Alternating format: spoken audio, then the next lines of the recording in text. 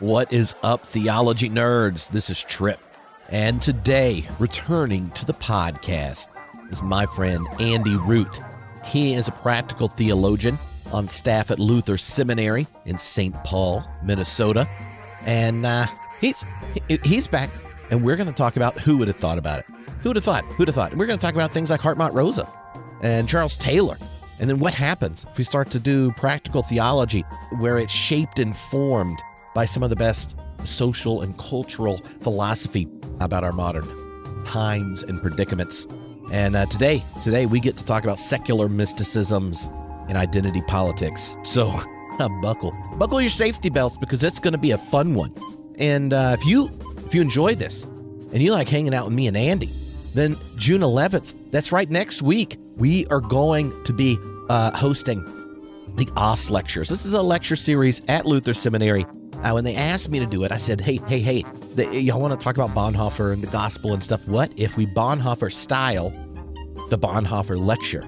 And Andy and I started talking about it. And I said, hey, what would Bonhoeffer do? What would Bonhoeffer do, with the opportunity to do this? When he started his underground seminary and things, think of Volta, it wasn't just the ideas or the liturgy and the piety and stuff that was there. He also recognized that to have the kind of relationships with the fortitude you need to embody the gospel in Nazi Germany, you need deep friendships. You need play and fun. You need conversations where you work your ideas out and share each other's stories, and that's what we're going to do. It is a Bonhoeffer Salon, June 11th. It'll be in the big dining room at Luther Seminary, but it'll also be live streamed. And the digital team at Faith Lead, which is part of Luther Seminary, is going to be facilitating the Bonhoeffer Salon live online. So if you're an individual, you can join. It's free, and engage in Zoom breakout rooms and the discussion parts, and go back to like the mix of the storytelling and presentation stuff. Or if you have some friends and y'all want to hang out live, or sign up and get access to it later and host it in your own home, where you'll get the discussion guide and everything. I'll print it out, and you'll see the presentation bits, and it goes back and forth from like mini presentation, convo, to table talk, and blah, blah, blah. It's awesome. Just telling you, the link will be right on the post for this. I'd love for you to come check it out. Online is free. If you are in the area and you want to join, and there's still tickets left, because it includes dinner and all this kind of stuff too. Also, Andy and I are going to be at Princeton Theological Seminary this September, the 23rd and 24th. Why? Well, because guess what? They're hosting an event called The Church, the Pastor, and Resonance in an Accelerated Age. And you say to yourself right now, Trip, resonance, accelerated age, that's some of the language, rather epic German social philosopher Hartmut Rosa uses. Well, what's a theological conversation doing using... No, he's coming. That's right. Hartmut Rosa is going to be there. Andy and I will be there. Look, we're going to podcast, but also John Swinton, who's been on the podcast before, Gerardo Marti will be there, Miroslav Volf. It's September 23rd and 24th. I'll link that up. And here's the other cool thing. You can get a virtual ticket to that for $7.50. That means you could join live, interact, ask questions, or just get it and afterwards watch the videos online. Because who doesn't want to see Hartmut Rosa in action, in conversation with theologians? Well, maybe you don't. But Andy and I, as someone who's really enjoyed all of his work, imagine these conversations in our head, are quite excited that Luther and Princeton are helping put together this. And it's going to be at the Center for Bart Studies at Princeton.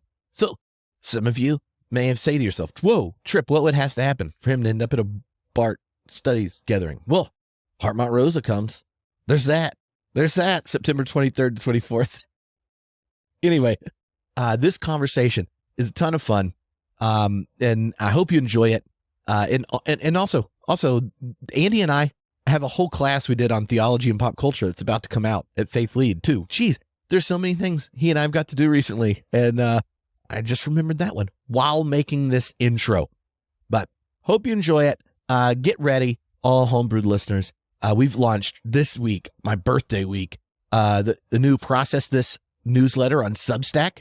It's been a lot of fun so far. Excited about more intentional interaction and things. And at the end of the week, Phil Clayton is joining for a live stream, and that's when we'll be launching theologyclass.com, where the 45 plus classes Homebrew's done over the last 10 years will all be easily available and such. And we're so much easier to access them. You'll be able to use them, and hopefully, as more people find out about them, it will give us a budget for doing some creative and new kinds of online classes and digital video resources for people wanting to nerd out without their student loans out. Yeah, it didn't rhyme. It's not as catchy as nerd out with your geek out, but you get the idea. Avoiding student loans. All right? Okay. Anyway, here we go. Me and Andy. Hope you enjoy it. Come join us June 11th for the Bonhoeffer Salon in Princeton, September 23rd to 24th with Hartmut, Rosa and company. And be on the lookout for our new class, Theology. Pop culture class, Pop Gods, because it's fun. It's fun. And it crazy thing is, it's 12 very short videos that are prompting conversation and dialogue. It was rather intense to film. Anyway, here we go. Me, Andy, Secular Mysticisms, Identity Politics. Enjoy. Hello, everyone. This is Trip, and returning to the podcast is Andrew Root when you go to look up this book on the internet, but otherwise Andy, and we're going to talk about the church. And this is the last book of the I Wrestled with Charles Taylor for 5-book series in a Secular Age on secular mysticism. So do you feel like you've accomplished something by writing 5 books that, when combined, almost get to as long as the Secular Age in word count? Yeah, that's a really good question. There are actually 6 book strips, so there's 6. I'm not trying to flex. Well, you can't stop on 6. That's okay. I am stopping on 6. I think. Yeah. That's just so kind of incomplete. At least we're not going to put them. I know some people said that 7 is a holy number, so I should go with 7. But I think 6 will be it. I already lied to people and said there's going to be 3, and then it got doubled. So yeah, but in word count, it probably is pretty close to a Secular Age. I'm just pure word count, because it's not only 770 pages, but that book, those pages are big. They're big, and the print is small. Small print, yep. Lots of footnotes that just are even in smaller print, and that kind of thing. But yeah, one of the things about this book in particular for our current moment in the West is, I think that there's a growing awareness as the church in America is decentered of these kind of eruptions of mysticisms, of spirituality without inherited traditions and such. And what you do in the book is end up giving a framing for interrogating them, and then interrogating the way they even shape life for Christians within the church. And I think the kind of the story you tell actually enables for a different kind of dialogue around the spiritual, religious, transcendent that is perhaps needed, considering the violent tribal engagement that's normally there. But maybe the place to begin is for you to tell the origin story, because it's very rare that anything happens in a faculty meeting worth sharing. Well, nothing really happened in this faculty meeting worth sharing either. I have this experience often, and my impression, Trip, as you probably do too. Did I just call you Chip? Trip, as you probably have this experience too, is you say something in a meeting and people look at you like you're nuts, and they're like, what? I don't, what is that? And so, yeah, there's some funding for some kind of conversation around discipleship and evangelism, and I had this idea of, man, it would be really interesting to even get a handle on what we're talking about and what is the kind of current moment. It'd be really interesting to read a bunch of memoirs. I just read Tara Westover's Educated, and thought, man, there's some pretty significant claims made in that book about what changes a life, what transforms one's life, and in a very radical way, if you've read that memoir. And I thought, man, it'd be really interesting to see if we could map out these different levels of kind of transformation and kind of spiritual awakening that happen kind of culturally and often happen outside the church. And everyone just looked at me like I was nuts. I'm sure I described pretty poorly, but it was just like, what? So, I did what I do best, which is go be alone in my little basement here, surrounded by my books, and type away on my computer and tried to write this up for myself. And so that's really where it comes from. It comes from a pretty normal experience for me, which is people just looking perplexed at some crazy idea that I have. I think I say in the book, it's hard to have real estate in my head, and that was one of the situations of that. People are like, just like, what? What are you talking about? Well, yeah. I mean, if you're trying to have a conversation about discipleship and evangelism, and then the practical theologian says, hey, let's go read religious and spiritual memoirs, there's obviously a couple jumps of reflection that only existed in your head before the question Yeah. came out that if, maybe they hadn't already written 5 books on Charles Taylor, they may not get. Yeah, I had a bunch of Nova effect stuff racing in my head and things like that. Yeah, Taylor had corrupted my mind enough to say weird things. Mm-hmm.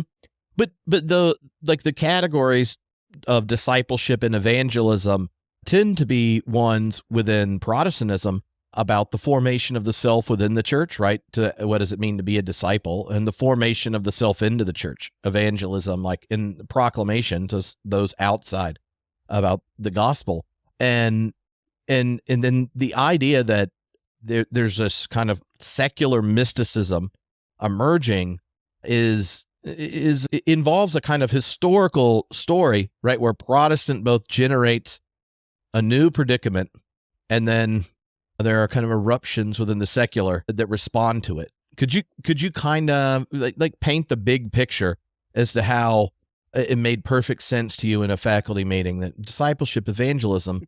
Let me go find my memoirs on at the used bookstore. Yeah. Yeah, well, the first thing to say is that I'm not a major memoir reader. Like, like, I think I even start the book saying that someone gave me the Westover memoir, and I was like, oh my gosh, now I have to read this thing. Like, it just felt like a homework assignment. So I'm not a huge memoir reader, but was just really interested in this dynamic, and it was probably the Taylor piece in the back of my head. I mean, first of all, that we just as human beings in Taylor's project, doing philosophical anthropology, that we are the kind of human beings that need some kind of sense of transformation, some kind of sense of being moved towards the good to give our lives value and meaning. And so to make the assumption that that's there with people, I think is really important.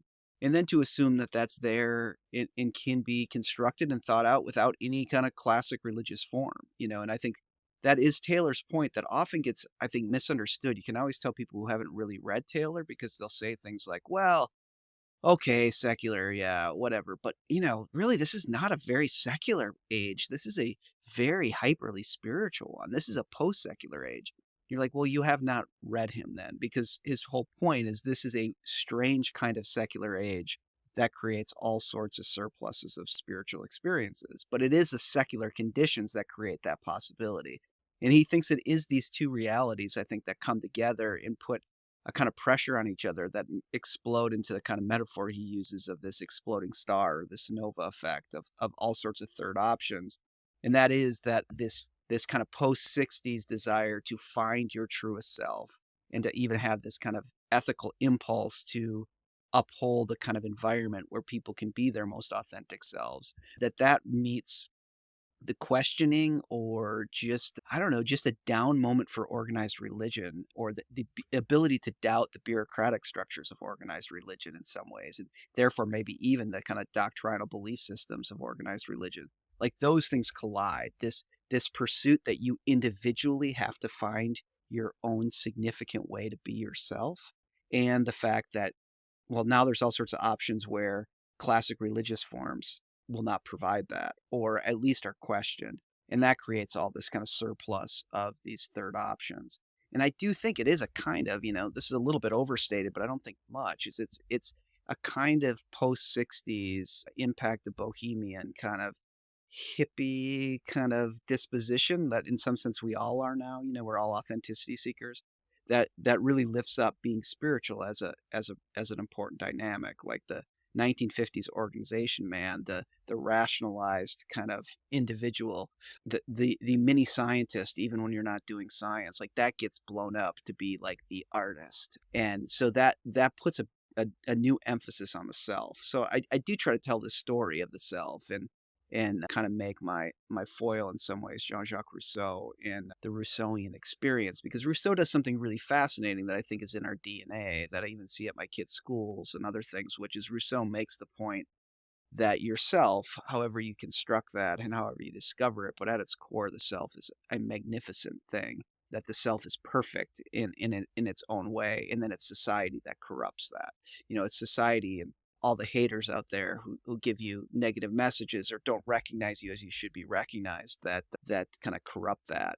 And to me, that seems to be if we want to call it, a kind of dogmatic commitment of our cultural moment, at least in kind of middle class, upwardly mobile places, that there is this kind of operative anthropology that yourself is magnificently wonderful. And if you can just find your talent, if you can just find your voice, that you can discover that.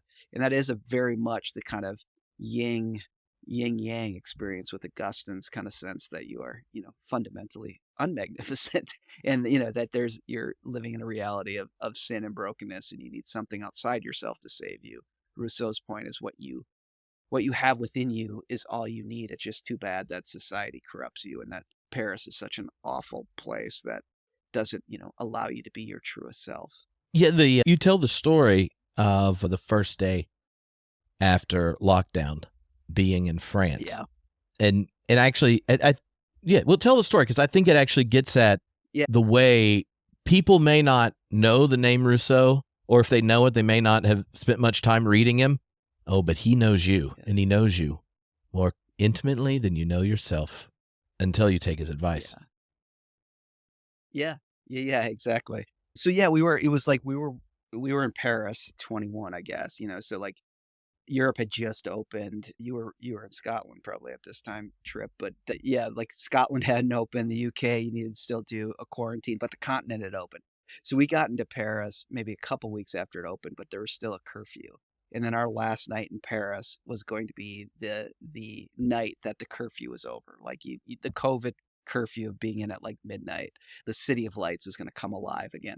So we are like, oh, we're going to stay up all night. We'll, sit by the sin and, listen to music or whatever. And then it came time and you realize you're old. You're like, yeah, let's just go to bed. We have an early flight in the morning. So I tried to scout out our exit from Paris and, what metro station we were going to get to. So my family went back to our Airbnb to go to bed, and I walked around, but we were staying pretty close to the Sorbonne and pretty close to the Pantheon, which, is the museum, the kind of, if you will, the Hall of Fame or the Hall of Saints to the kind of rationalist French Enlightenment breakthrough. That's what it is. And so I was walking up there and just Paris was on fire. Like people were everywhere. You could just feel the excitement of this. It was a beautiful June night and people were just streaming out and they were going to be up all night. And so I walked up to the Sorbonne and there were just groups of 50, 20, 15, 30, young people in pods just drinking and listening to music. And I walked up to the Sorbonne, and on the right side, if you walk up from the Luxembourg Gardens, you'll see on the right there's these statues, but on the right I walked towards one and I just had the feeling that it was Jean-Jacques Rousseau. And sure enough, it was Jean-Jacques Rousseau. But there were all these young adults sitting at his feet, and they didn't really know it was Rousseau. I mean, they probably did, but they didn't care. They were just sitting there because it was a good place to drink wine and drink beer or whatever. But they had a wireless speaker on, and they were playing a Bon Iver song. And the line of this Bon Iver song that becomes a kind of through line to the book is where he sings, "And at once I knew I was not magnificent." And it would just the juxtaposition of, I'm no Rousseau expert, but knowing that Rousseau believes quite the opposite, that Justin Vernon in that song is making a kind of confession of realizing that what's within him isn't enough, that he needs something outside of him to save him, that's in direct opposition to kind of Rousseau. So really kind of playing with this line that you can't disconnect all these forms of spirituality from a certain sense of the self, but the kind of operative cultural sense of what it means to be a self right now is very Rousseauian, like that you are perfect the way you are. And my kids go to very progressive kind of magnet school here in St. Paul. And they get this all the time, like that they're perfect just the way they are. And when my daughter Maisie, who's 16 now, and I was putting her to sleep, she was like 10.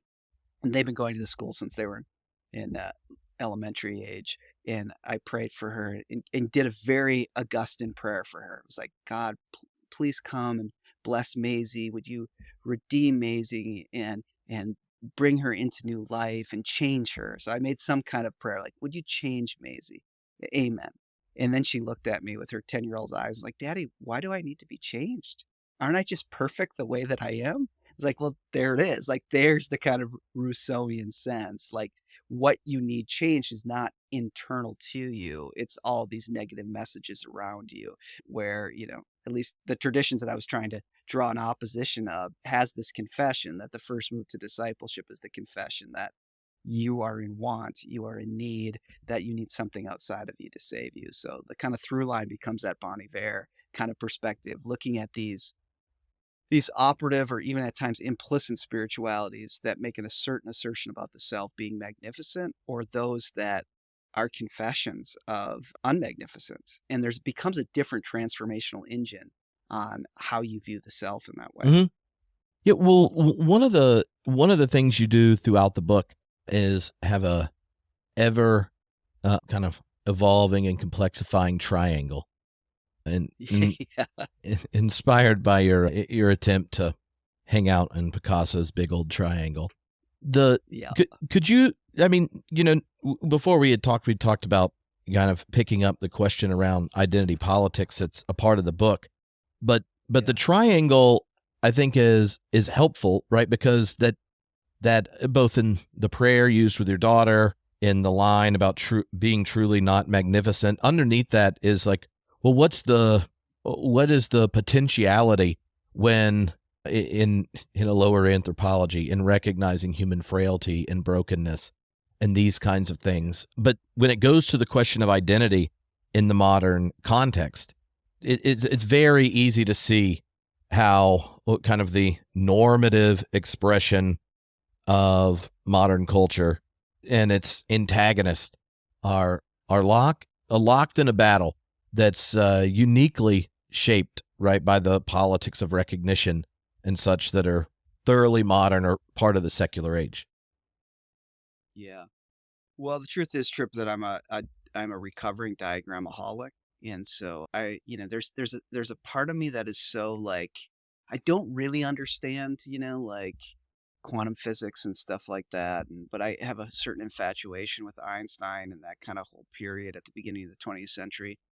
And those people were always drawing these like diagrams or doing thought experiments that got diagrammed out. So I became enamored with like theologians who use diagrams to try to like describe reality.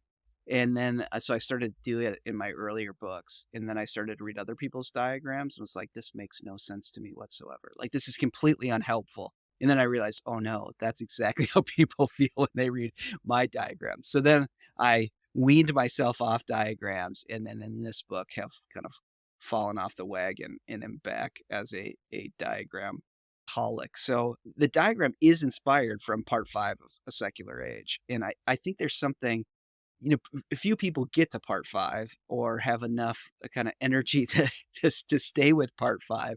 But one of the fascinating things in part 5 is where Taylor makes this assertion where I think he's really right on this, where he says, our conflicts in modernity are not they're not polar, they're not two-sided, they're actually three-sided, and that these arguments are always three-sided arguments. And that's what makes it so confusing, is there's always these kind of link ups of two sides against one side, and they can be used against each other, and it makes any of our kind of discourses around political issues or just what it means to live well in society, this triangle, this three level kind of conflict comes up.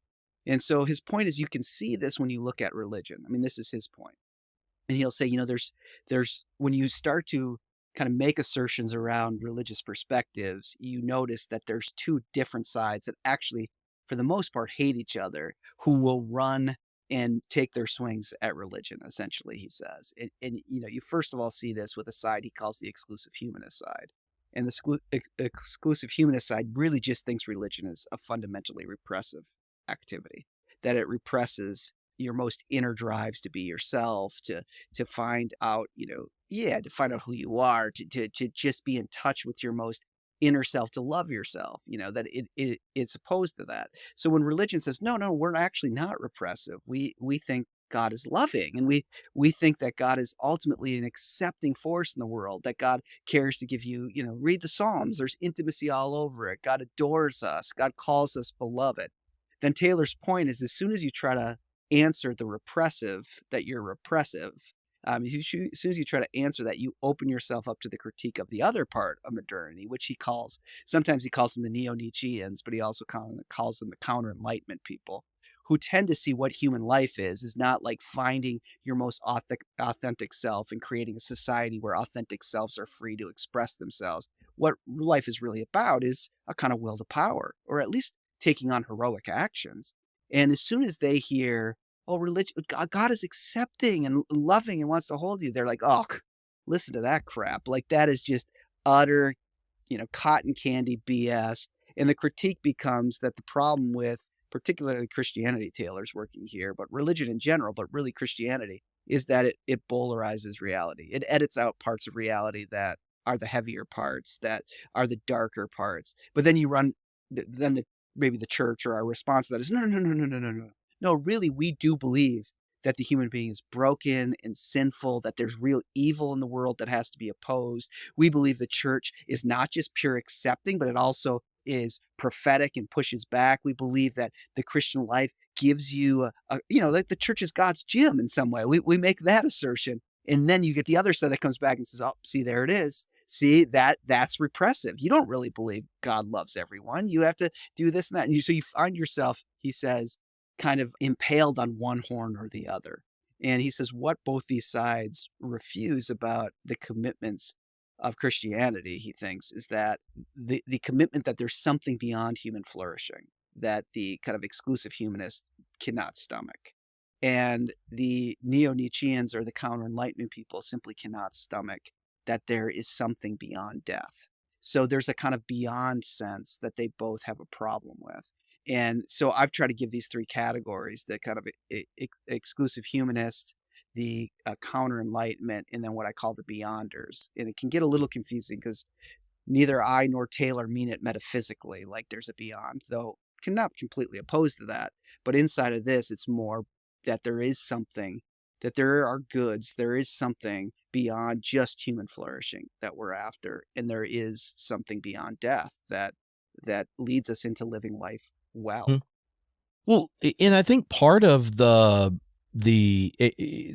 energy in the triangle, you tell the kind of the genealogy of really the modern self, the self who finds themselves in a world where, yes, they're embedded in a culture, in all the particularities, race, gender, class, all those kinds of things, particular families and nations. Like, you find yourself embedded there. You internalize your place in the world as you learn language and in relationship.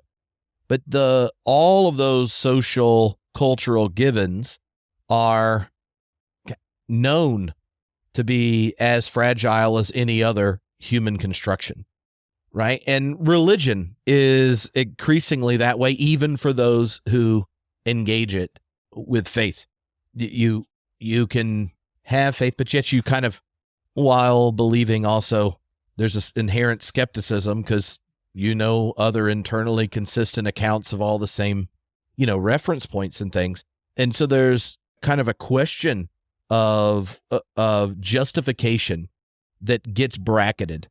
And then what do you do when there is no external legitimating authority or structure or system of meaning and this kind of thing? And when I was reading, when you sent me the book first, I just finished reading Thomas Luckman's book, Invisible Religion. And in it, he was Peter Berger's mentor, but had this whole kind of slightly different take on it. Because one of the things in Invisible Religion, he's talking about human beings are still religious. They're just tasked with, the religious task for the self, right? Similar to what Taylor's talking about and that you're talking about, that now the self is stuck bearing the justifying move that the divine used to do when culture, society, religious traditions, had the authority of the divine. And he said religion has served to form members of a natural species, biological order, into receivers of meaning, and then embed social realities, right, with purpose, meaning, value, and such. And that when the external symbolic reservoir disappears, the need for an integrated life and orientation doesn't, right? And so then religion becomes the task of the individual. And you get there and you do the genealogy with different philosophers, talk about Heidegger and such, and play it all out. But I'm interested how you would describe the either conscious or pre-conscious energy of that bearing the justificatory weight that, until this modern period, right? That's why the triangle is a uniquely modern image in the text. The self wouldn't have the same terms in relation to ultimacy. Right. And it really is a kind of birth from Protestantism, so this is a kind of Taylor kind of sense of that, where the self becomes very important, but the self is always, I think this remains true in kind of Protestant theology, at least historically, that what can save the self is outside the self. So the self matters, is that we give the self attention, but the self really, it still needs to be opened up to what is outside of it. But this is the kind of Rousseauian piece where no, now the self can become really the locus for all meaning and all purpose.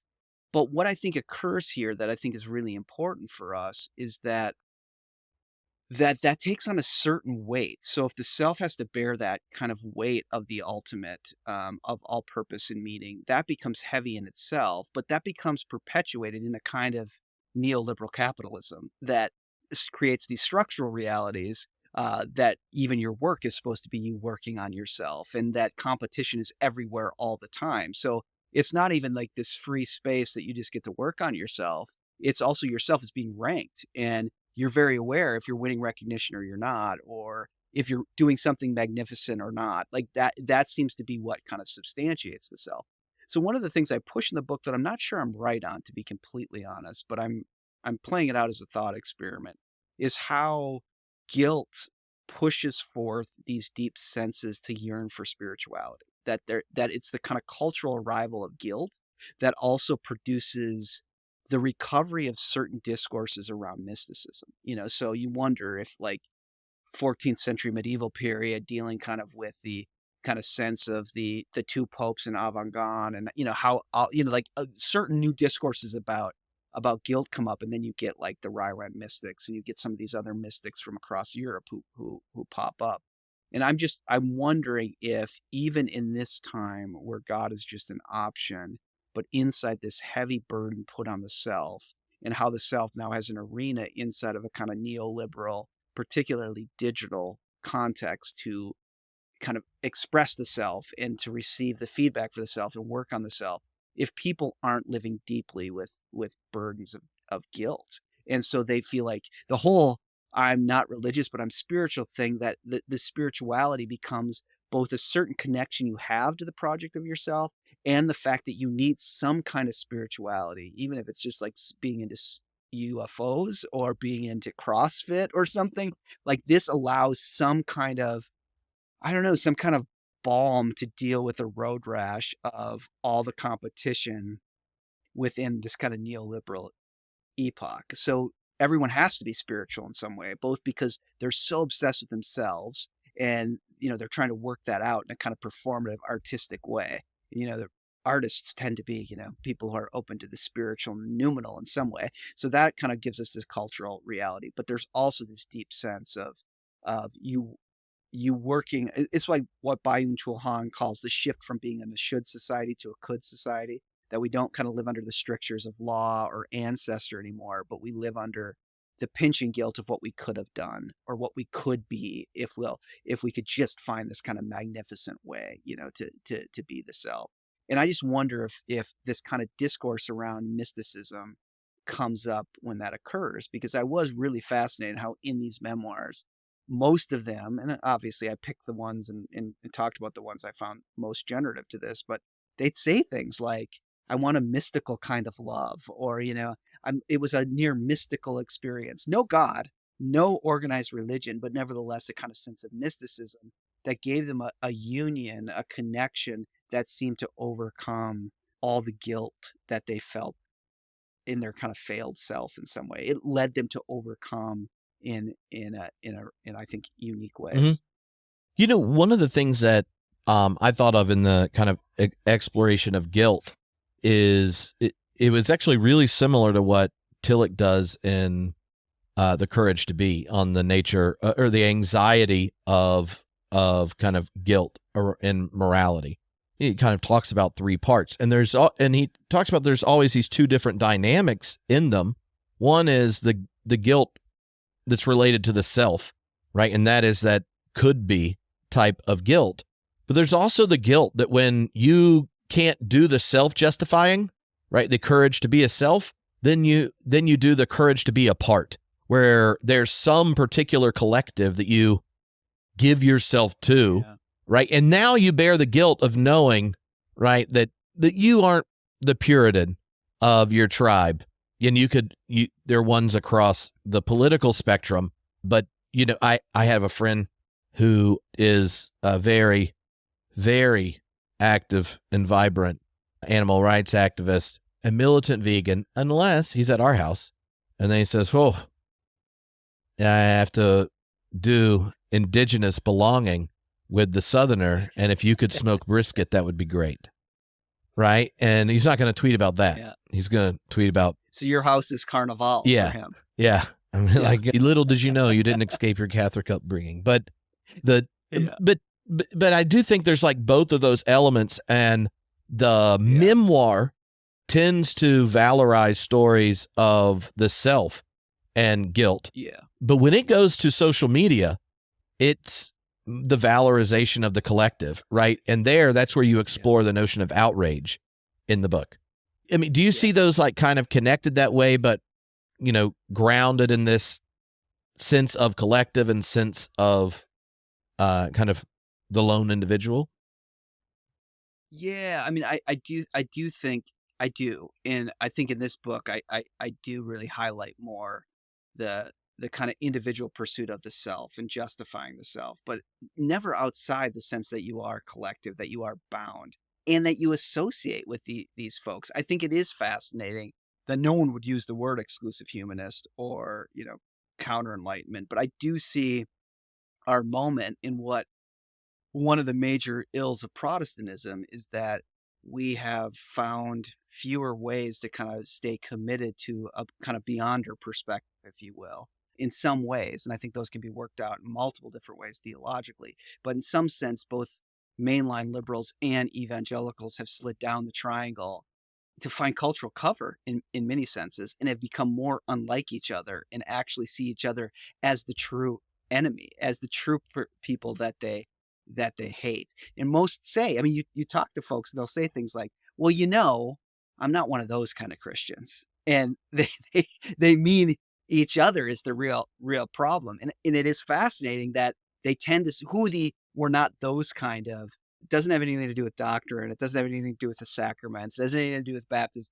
It has to do with how one works out this kind of triangulated reality of divisions. And so, we have evangelicals are much more comfortable with a kind of neo-Nietzschean counter-enlightenment will to power kind of dynamic, and mainline liberals who are much more comfortable with an exclusive humanist reality and thinking that the point of life is to find your kind of inner genius. And that's when religion is at its best. It helps you discover who you really are. Where on the other side, it's like when religion is at its best, it helps you do the heroic thing to stand up for the true America, or just be heroic and conquer, and that's what it's really about. And I'm fascinated how those collectives frame people's senses of outrage or enemy across the divide. And but how that still remains really embedded in how one views themselves or the project that their self is under. So I think there's a kind of interplay between the collective and the individual in some sense. Mm-hmm. Can you kind of give the archetype of these different kinds of secular mysticisms when you kind of over the book kind of lay them out? in the last third of the book, to give narratives to the triangle. Yeah, I try to do something that, I don't know, Trip, you can rework this for me, but I try to actually name names in this, like to try Yeah, but you want to know what you plot managed to people avoid? on it. All religious What did I memoirs. avoid? I want. I did. Yeah, you managed to. Yeah. I'm not going to let you look at my book because I put a bunch of my friends' names in on the triangle and then decided what I thought about it after I just located them. I just assumed your hermeneutic and started placing them. Yeah. Yeah, I mean, I do think that's a value of the book, is that people can use that as a kind of drinking game to try to plot the world, which is also what leads people to hate diagrams. You know what I mean? They become somewhat totalizing. So I'm trying to avoid that, but I do think it is kind of informative. So like I just think it's an easy thing to say, but Donald Trump really is the kind of counter enlightenment kind of president here, and so on one side of the triangle down, I don't know, it's even kind of hard to say, is where you have to think of these kind of as continuums, the kind of poles of where they're at, because what Taylor will say is that it is pretty impossible in a modern world to just plot yourself perfectly in one of those, that you're always, his point about these conflicts is they're within us too. We feel pulled between these realities. And depending on the issue, we can sometimes all of a sudden take a more kind of counter enlightenment view of something over an exclusive humanist one, or a beyonder one. So, you drop a different issue in the middle of the triangle and all of a sudden it starts moving things around. And sometimes it's not even how the individual sees that issue can generate a reorientation where then, people that thought you as an ally now see you as a heretic and generate all sorts of anger, right? Like if you just took the questions right around identity politics, there's a sense that those on the kind of modern moral order, those that are down for the potential of exclusive humanism, see the affirmation of the other to your own self-disclosure and performative identity as a very heart of the moral order, like part of exclusive humanism. How do you have the possibility of fullness of life in a diverse, pluralistic world if we don't agree at the very beginning to say yes to whoever presents themselves in whatever way they do? Because you're the only one with access to you as a self, and I don't have access to any authority more authoritative than you.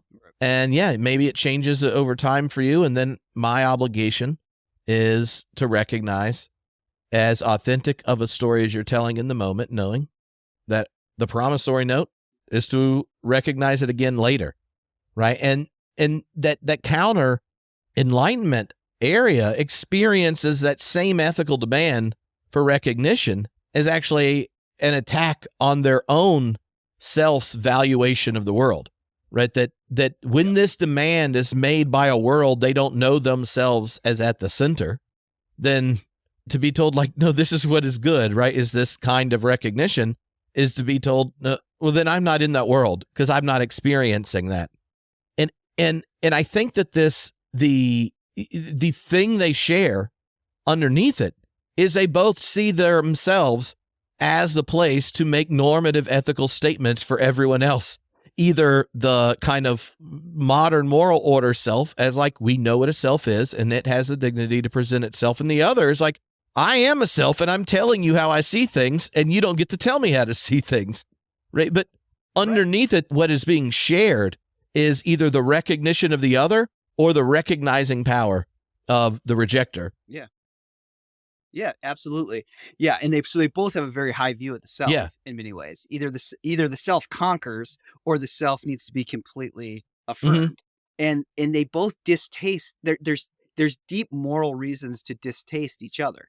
So when, like you're saying, one is really, the exclusive humanist is really built on the modern moral order, which believes that we have an ethical demand here to create an environment where everyone does feel affirmed, where everyone can express their most true self. We have to police language. We have to have kind of institutional bureaucratic rules that allow everyone to feel safe. And the other side just feels like, what the heck is that? Like, no. This is a world for selves to express themselves, to do something heroic. And this is just, I mean, it is very, it to me feels a little, when you hear these discourses, it is very much Nietzsche's assertion about the problem with 19th century bourgeois Europe is it's like it guts the heroic spirit within you. So, part of like the controversial statements I make in there is like, part of the issue of the gun in American culture is not just the gun. It is also a accoutrement of the kind of neo-Nietzschean, the counter-enlightenment will to power perspective. It is the FU to the exclusive humanists. So it is Trump. Trump continues to get power for being able to say F you to the kind of Hillary Clinton kind of people. And in some sense that 2016 really is a way you work out. These were two, again, no one is ever on one side, but it was very much a kind of exclusive humanist election versus a counter enlightenment election. And it's fascinating, but maybe not surprising that conservative Protestants were willing to link up with Trump because they just found, and I try to plot this on the diagram. It just, Hillary felt so far away if you just kind of look at the way it worked around the diagram, where Trump, it was hard for them to stomach, but he was much more like them. They feel much, there feels to be, there's not a cultural repulsion, say like Jonathan Haidt's work. There's not a cultural repulsion towards the neo-Nietzscheans and conservative Protestants. There's a cultural repulsion towards the exclusive humanists, and it's reversed for mainline Protestants. They can stomach a certain kind of exclusive humanist person's perspectives, but they just absolutely want to vomit out any kind of will to power counter enlightenment perspective. Yeah, it's funny because I think part of the reason for mainline Protestants having that reaction is, the myth of the Christian century, right? Like part of the modern moral order is namely that mainline Protestants, when they were right on the other side of the triangle, when like the more progressive Protestants were critiquing capitalism in the social gospel movement, and you get the 40-hour work week, you get the women's right to vote, own property, you get the child labor laws. Like there are all these things that are now just assumed in the modern moral order that were the previous critique of it. They were at the very heart of liberal Protestantism in America. And the things, if you go from like Rauschenbusch through the Niebers and such, you see them as like radical advocates organizing the church to critique society, to establish this. And then like when you're now inheriting something where the very ethos of your tradition is that like we've gotten about 90% of it covered, and it's just now part of being a good educated middle-class person, as long as you read the New York Times, are there at Christmas and Easter and go to a solid university and recycle, then you too can, be a part of this. I feel like you see this kind of inversion in the 90s to where mainline Protestants were anti-Vietnam, critiquing economics, integrating churches, and then when the modern moral order switches in the 90s, it was the birth of kind of that religious right, or the kind of like, oh, well, we're gonna get curse words out of music, and we're gonna not watch Disney. You see this shift of whose identity is closest to what's normative in the spaces of power, and they flip sides. It's because a lot of people, if you just hear the Trump Hillary thing, you go, okay, but it's the energetic expression of the self as counter or asserting the modern moral order, not the actual content of it. Yeah, absolutely. And it was, I mean, there was a time in the 70s and the 80s, like you're saying, where, the counter enlightenment people were the kind of certain kind of Marxist left wing people were on the more counter enlightenment side. And, the modern moral order people, it had more of a kind of religious overtones, but it really was like, it was get curse words out of music kind of thing, and this is flipped. And I think it is confusing for some people when they're like, well, wait a minute, how come all these conservative Protestants now are okay with in church chanting F Joe Biden, or, whatever they might chant. And that is just an expression of this kind of counter enlightenment kind of perspective. And so it flips. It's not, you could never just say that people on the political right are always exclusive humanists, and on the left are always on the left are always exclusive humanists, and on the right are counter enlightenment. It's been different just even decades ago. And so I think Taylor's perspective is really helpful that way, to show us that this is much more of a nimble thing than just kind of political poles of what's going on here. Yeah, and for a lot of people, it will just like which kind of energetic pole you're at home with really depends on the question of the day. One example that this actually came up in a class discussion in the theology and culture class I'm doing at Luther well, now I'm about to grade their papers, but just recently finished. Yeah, have fun. It was around this topic when we kind of looked at the cultural changing relationship to J.K. Rowling, author of Harry Potter, right? So if you think of the story of Harry Potter, one of these, like the three groups of friends that become like the perfect friend: self-discovery, friendship, valor, challenge, processing pain, trauma, like all this kind of thing, that it was a story, and it for a whole generation who learned, right, that the politics of affirmation at the heart of the modern moral order. And if you know her own story, yes, she was like deeply committed both to like gay rights, women's rights, all these kinds of things. And early on, the experience on the right to Harry Potter and company is like, well, that's wizards. It's probably satanic. You only can have wizards if C.S. Lewis does it. Otherwise, yeah, we got to watch out. Maybe Tolkien because he's Catholic, and that's mostly because he gets credit for converting C.S. Lewis. It's like secondhand magic cred. Like the moment when Rawlings,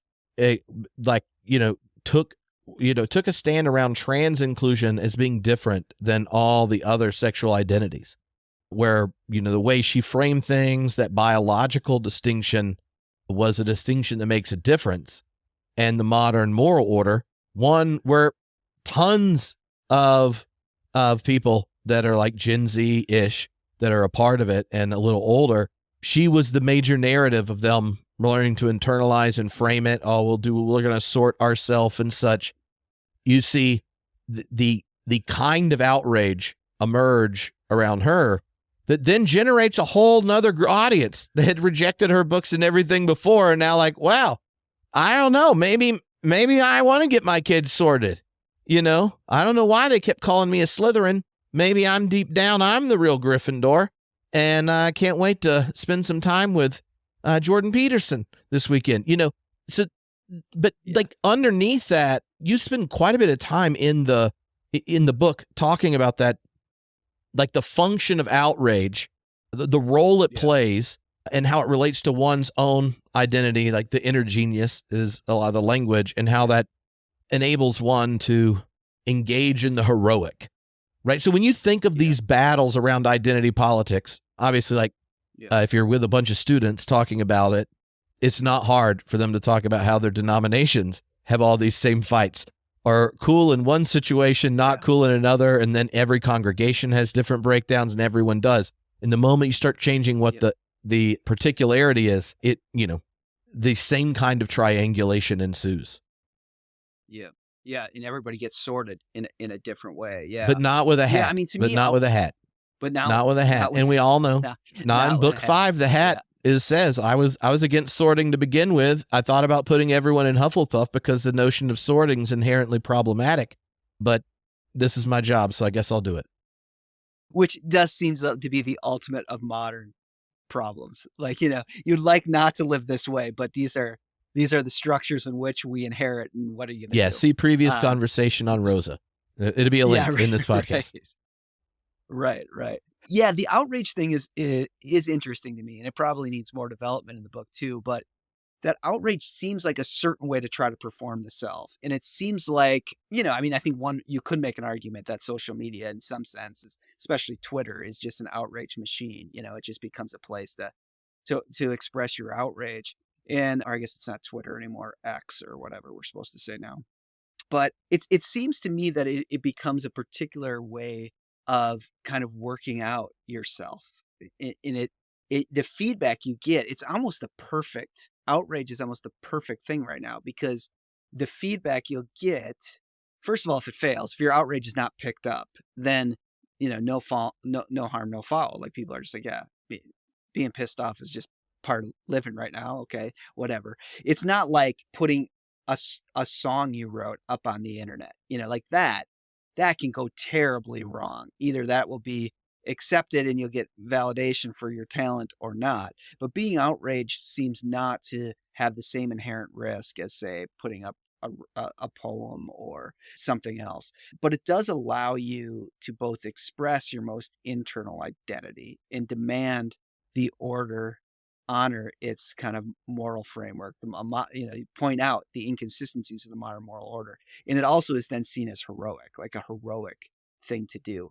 So there's a certain way that maybe it's just the internet or whatever, but this kind of cultural moment in the way we think about selves tends to to allow outrage to be a kind of way of even playing with how you'll express yourself and what kind of feedback you'll get. I mean, in a certain way, it's, I don't know, maybe I'm overstating this in some sense, but it almost is the most cautious way of kind of expressing yourself, the most maybe protected way to do it, because it can kind of play both of those sides in some way. But I do think that there's a certain kind of value in being outraged right now. There's a certain way it connects you with yourself, and yeah, a certain way that it infuses the self with meaning that kind of comes from within the self. And I am really fascinated with these narratives, and I guess the J.K. Rowling one is interesting too, because in some sense what like saves Harry, and I'm no Harry Potter expert like you, Trip, but at least in the books, some of the what seems to transform him is there's someone who's willing to sacrifice for him. There is this kind of sense of a kind of sacrificial love that plays itself out. It's not a complete kind of identity search, where maybe in some of her other stuff it becomes more like that, which then becomes even more it feeling like a violation that you then start to question, at least at certain levels, the modern moral order. That seems like a violation. But that is interesting how even internal in the fights, because I wouldn't necessarily, I think you're right. Certain people look at her and are like, wow, what a brave thing to stand up for. I agree with her. What a heroic thing. I will let my kids read that book now. But I think she still identifies on that exclusive humanist side. And yet, in some ways, there becomes internal fights that happen on that side as well. Like, what does it really mean to form a modern moral order? And her perspective is, to really create that in the way that she wants to. She puts these divisions up, whether she should or not. Well, I imagine she would get plotted just to the left of where you put Bill Maher on the triangle. Yeah. And it would have changed over time, just like Bill Maher's, because the modern moral order trolls them, or critiques them or shames them around. Like 1 out of every 10 takes he has, that is problematic to what he sees as normative, normally on identity politics stuff, or having children or other things he's never experienced, prayer or children, those kind of things. But yeah, you're right. Yeah. Well, can I ask one more question? Mm-hmm. All right. Well, I don't want to go long. You said we have to make sure we end on time, No, we have time. Okay. I got good 15 minutes. So whatever works for you. All right. So, well, here, you set up the Beyonders, and then I'll ask the question I have about it, because throughout the book, this kind of third position, right, is the invitation of sorts to rethink through what is at the heart of the Christian. What's the potential heart for the Christian community in this context, right? Like, in what ways do you kind of preserve, in some sense, the possibility for the arrival of the divine in the world when our cultural framings assume the world as a rather closed structure? Yeah. And again, what I'm really trying to get at is that closed structure is really justified through the artistic or heroic actions of a self. Like that is what closes it down, and also allows for there to be spirituality, but nevertheless for it to be a closed spirituality, which is fascinating. And I just am really playing with an idea that's very kind of Luther inspired at its base, which is that maybe the way to open up the world is through the confessions of impossibility. It is, to quote a theologian we both love, Trip, is, a sense leaning into Eberhard Jungel, in the sense of, where nothingness and possibility is where God is, or, God is at the place where nothingness springs into new possibility. And so trying to think of an anthropology that way inside of this is what I think is the possibility. And that was working itself out within the memoirs themselves, so like I do the kind of plotting of people. So, even show like how Mark Driscoll, meets like, someone like Shane Claiborne on the other side, like there are these, which is, maybe controversial in some ways, but you'll see that mapping out. But really the objective is just to get that going in people's imaginations so we can start looking at these memoirs and these stories of how one has changed. But then you see them, like you see these heroic action memoirs that are usually like these nature memoirs are some of them. Like my life was meaningless. Then I learned, then I walked for, I walked this trail for, 130 miles. And then I overcame in some ways. But then these memoirs will even say, like, I don't believe in God, or there's no such thing as God. There's only the cycle of carbon. That's all there is. But I found myself when I walked this, or, there's all sorts of them, like romance is one, or exercise. There's a ton of these exercise ones. But what's fascinating about all of those is there's all these spiritual experiences, but no real agent, divine agent that does anything. But then there are these others. And this is one of the reasons I stayed away from Christian memoirs, is because it would be too easy, in some sense, to look for beyonders in Christian memoirs, or maybe as you're plotting, actually, ironically, hard, like which says something in its own right.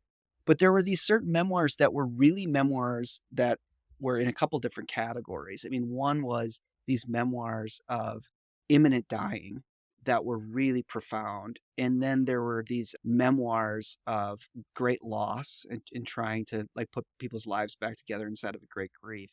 But then probably the most profound ones were these memoirs of addiction. And all of these kind of memoirs had a different anthropology at play, especially the addiction ones are probably highlight this the most. That the anthropology was at play was not that the self was magnificent, but that the self was broken, that the self needed something. There are no resources in the self to save the self.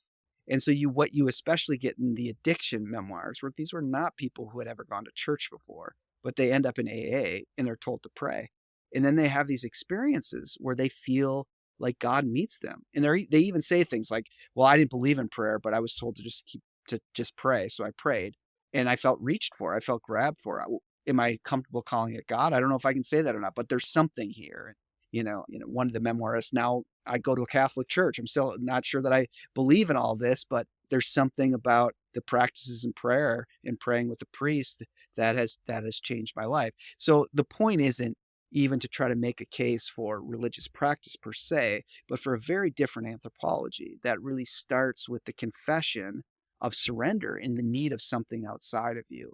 And I do think that there's really good news in that message. Like there's a certain way of kind of updating Luther's justification by faith alone to think of it in a late modern neoliberal time of the performance of the self to be the good news of stopping and receiving and confessing your impossibilities that really may open up the immanent frame. And so that's really what I'm wagering here, is that this is a very different anthropology at play, and to kind of think for pastors, ministers, to be aware of these different operative anthropologies, and that the other two, which are so seductive, to kind of go down the exclusive humanist route or to the counter-enlightenment route, they end up operating in a kind of anthropology that puts so much weight on the self that it does close down the immanent frame. It creates a closed world structure. And I think there is a kind of moment where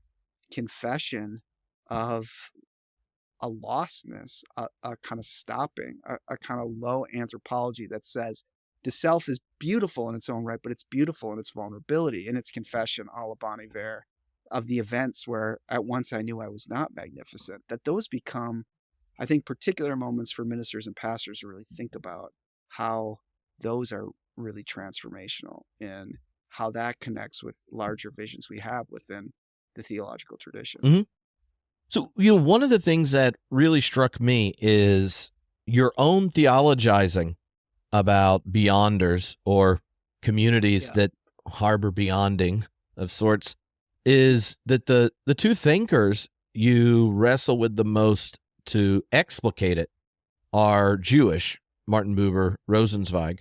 Your own theologizing with it is distinctively Lutheran. But in some sense, one of the things that all the wisdom traditions of the world in some sense share is a sobriety about the human condition.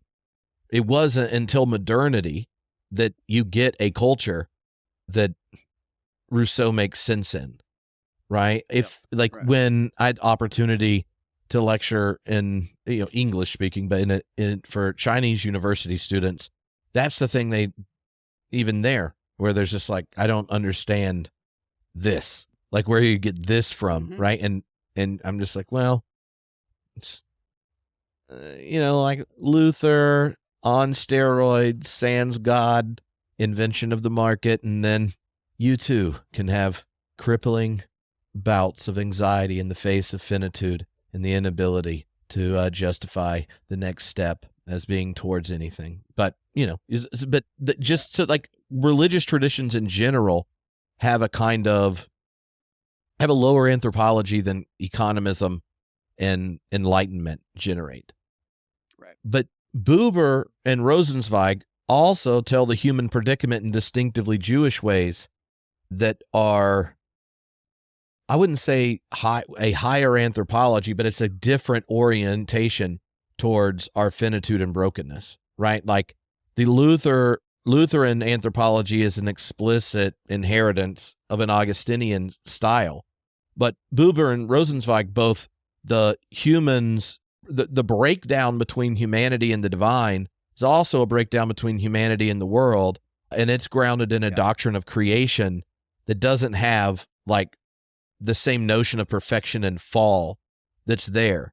And so I wonder if you discovered something or have wisdom for Christians who are phobic of sin language, confession language, because, right, they assume the only way you can gift it to people in the present who need the invitation of confession is to also bring along the baggage of that kind of hyper Augustinian notion of sin, because you wove a kind of Jungel style Lutheranism with Buber and Rosenzweig. And if you just read them, you would recognize our sinfulness, but you wouldn't be worried about the baggage original sin as a doctrine has brought with it in the modern context. Whether or not it deserves it, it carries it of sorts. Sure.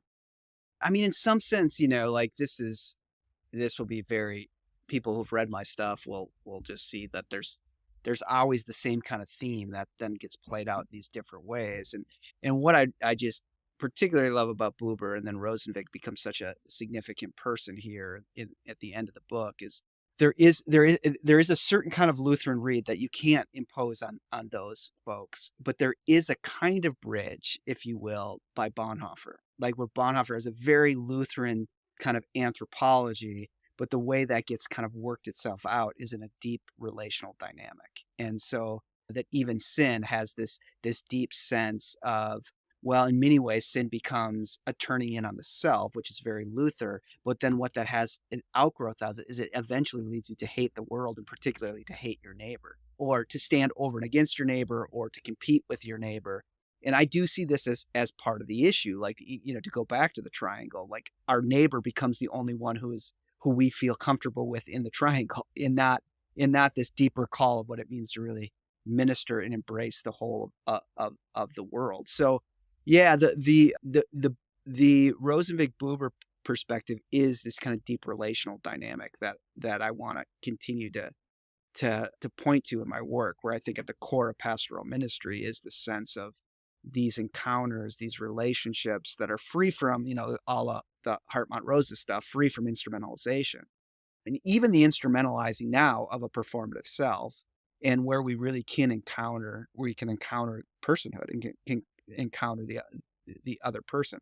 And I do think that there's something dynamically transformational, or almost a sacramental sense, when we share in each other's lives through these confessions of brokenness and loss, that there's something profoundly transformational that happens in that dynamic, and so I try to even tell the story of persons who do that in these memoirs. So that's a really important piece, and where Rosenvik is particularly important for me in this is the critique of mysticism in general is that it tends to turn from the world. That's its problem. It doesn't care about the world. And so first of all, I need to show how this new kind of mysticism becomes one that sits in a certain Protestant vein of the affirmation of ordinary life. And in some sense, Heidegger helps do that, like the ordinary, and Dasein takes on a kind of spiritual, mystical overtone in some ways.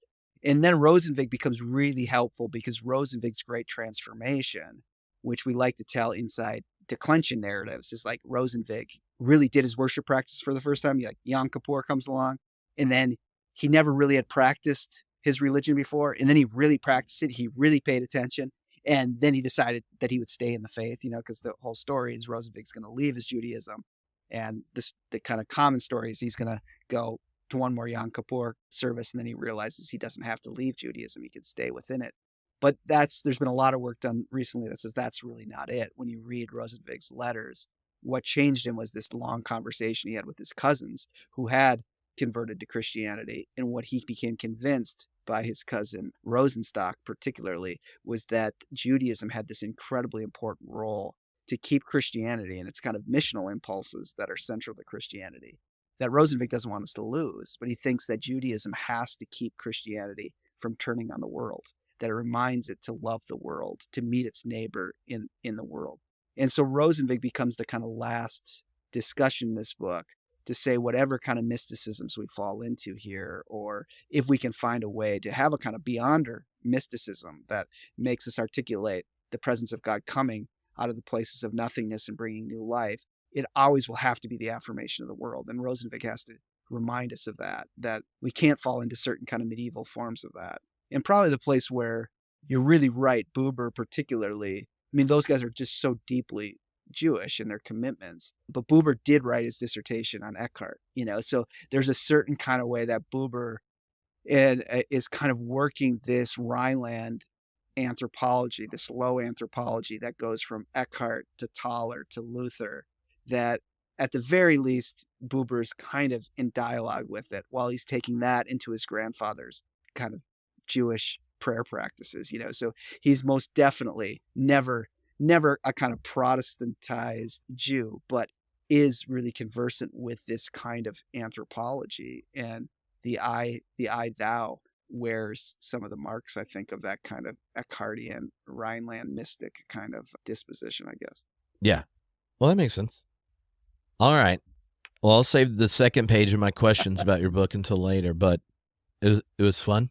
And yeah, and I getting to talk to you, and I like it too. We'll get to see each other in a few weeks, so it'll be fun. Yeah, it's going to be fun. Yeah, I don't know if I'm going to be able to keep up with you on all the Harry Potter and Star Wars stuff. But everyone has their growing edges. Best. I know. And you know what? One thing I've discovered is all you gotta do is have 2 sentences and then ask me a question, and then you'll be like, "Well, and we're done." So, yeah, it's great. Yeah, I don't think we're gonna have a problem filling the time. So